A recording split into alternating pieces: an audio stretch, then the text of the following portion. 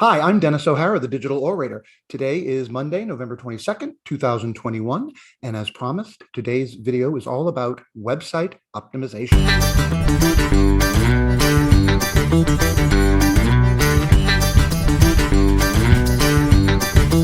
On Friday's video, in case you missed it, I'll post the link to it in the description. I went over my three goals of success for any digital marketing campaign. And just a reminder, the first one is optimize your website, which we'll talk about today. The second is build your email list and establish regular communications with your email subscribers. And third is to be active on relevant social media channels and drive back to your website and your email list the people who respond to your social media posts. And why are those the three? It's all about generating leads for yourself, leads that you own. I've talked about this before. When you get a lead through Facebook, through Instagram, through Twitter, through YouTube, the lead belongs to the social media platform. In other words, they're interacting with you on another website that's not yours. So when you draw them back to your website, then it's all about you. Think of a website as what we used to think of as a brochure. And as a marketer, I have been so much a part of getting brochures together. It's an awful lot of work. And no matter how much work you do, there will always be a mistake at the end. With website optimization, it's easy to find and fix errors ongoing. But once you've printed 10,000 brochures and then you find a mistake, it's very hard to live with. I was working for a symphony orchestra once, and I was the only one that noticed we had one mistake. We inserted a space before a comma and then did not insert a space after the comma. So it was an awkward little thing. No one else noticed it, but every time I saw that brochure that year, that's all I noticed. It bothered me. So with websites, we don't have to worry about that anymore. Think of your website as your brochure to the world, as your resume to the world, I guess, in the case of a personal brand, because it's exactly the information that you want to get out there, your knowledge, your expertise. So let's talk about optimization and what steps to take. These days, being mobile adaptive is key. If you're on a platform that is not mobile adaptive, you are going to spend hours and hours and hours resizing photos, compressing videos, enlarging text. I mean, just to have something that when people pull it up on their cell phone, it makes sense. I'm a Constant Contact certified partner, again, shameless plug. But I know Constant Contact, when you build a website through their platform, it automatically adapts it for mobile. And I believe Wix and WordPress and probably GoDaddy and most of your major website platforms nowadays understand the importance of mobile adaptivity and will do that automatically for you. So just make sure what you're using is actually adaptive for mobile. Have short meta titles, as short as possible, while still giving an idea of what the landing page is. Meta titles are those titles that appear when you do a Google search or other search engine search, when there's the list of the relevant websites. The title of the page that it's directing you to might not be necessarily the homepage of the website. If someone's looking for something specific, they may get redirected to one of your product sites or one of your product pages or one of your blog pages, one of your video pages, something like that. So you want to make sure to give an idea of what is on the page while still being as succinct as possible so that it fits within that the parameter.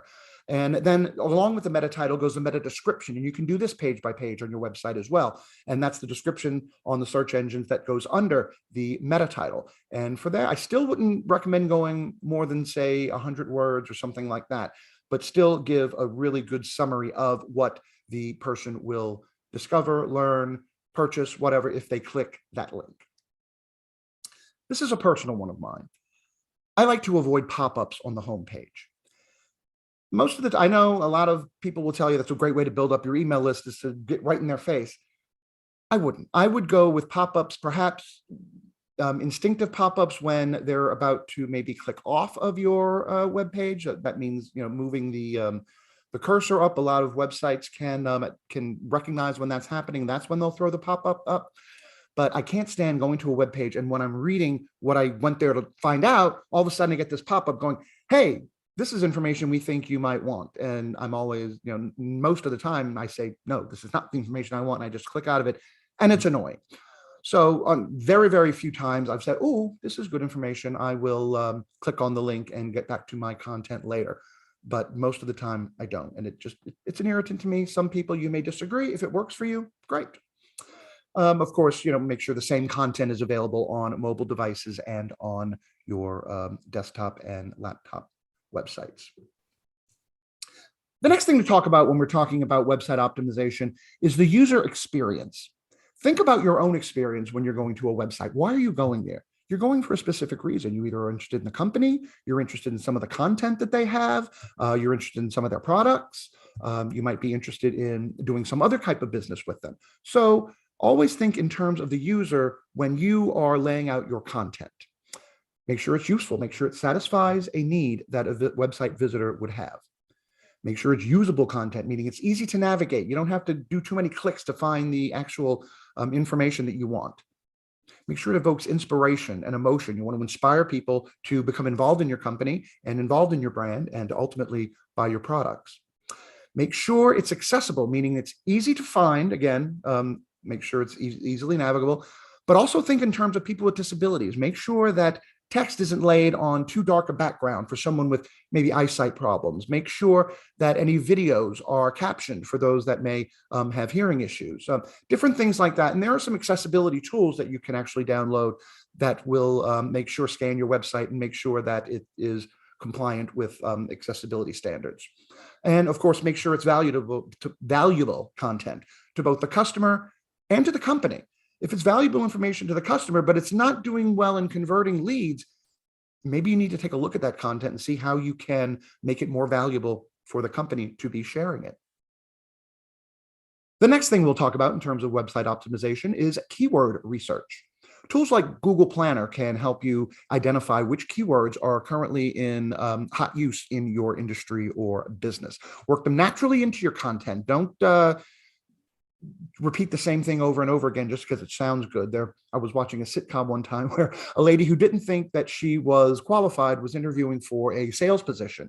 And she somehow got it into her head that if she keeps saying she's a people person, that would somehow impress the interviewer. And so for several scenes, she sat there and said, I'm a people person. I like people. People are great. I love people. And at one point, you just start saying, people, people, people.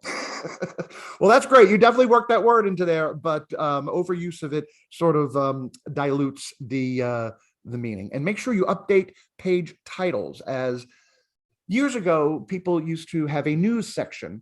Now today, a lot of companies have changed that to blog because people expect when they go on a website now that there's a weblog.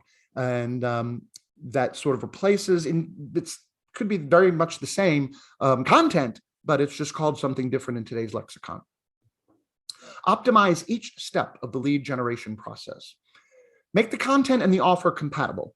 I'll give you an example. One of my clients is a sporting goods store who also prints t-shirts and screen printing and embroidery, things like that. Well, if we put out a blog post on how to properly care for a screen printed shirt, and so that it, the printing doesn't come off after you wash it and things like that. And then at the end of the article, if the offer is for 25% off your next baseball case order, then it doesn't really, not compatible with the content that the user has just read. And so you're less likely to gain conversions. Often the visitor becomes the lead and not necessarily a customer right away. Don't try to be selling at each stage of the lead generation process. It sometimes takes a customer up to 8 to 16 hits of something before they finally make the decision, I'm going to buy this. So figure that out while you are figuring out your lead generation process. Make sure you have a strong and clear call to action in social ads that you place and on your website offers, because a strong, clear call to action will get you much more widely noticed than something vague and that takes several clicks to be able to figure it out. So unless your offer is so great that you can brand it so secretly that you want to become part of this process, make the lead generation process as easy as possible. Sign up form directly on your homepage here for the website. A pop-up window, perhaps when the person is clicking off of your website, things like that. And make sure you automate your onboarding process for leads so that you don't have to keep top of mind, I have to send follow-up emails. Again, Constant Contact, but also MailChimp, a lot of different email marketing programs have tools to allow you to set up automation emails right away. So that as soon as someone clicks on submit their email address, they get an email back. Thank you. Use this coupon for 10% off next time you come to our store. Something like that. While we're on the subject of CTAs, calls to action, you should definitely have a simple CTA on your homepage. Click for more info, subscribe for updates, join our email list for special offers, try us for free if you have the kind of service or product that is easily offered as a sample for free. And finally, we've touched on this a little, but it's very important that you nurture leads. Follow-up email, send them a survey, invitation to connect on your social media channels. Make them some kind of a special offer to follow you on social media after they've already become your lead. That way, then you have sort of a give and take relationship between your social media following and your email list and most loyal followers. So those are some quick tips on how to optimize your website for lead generation.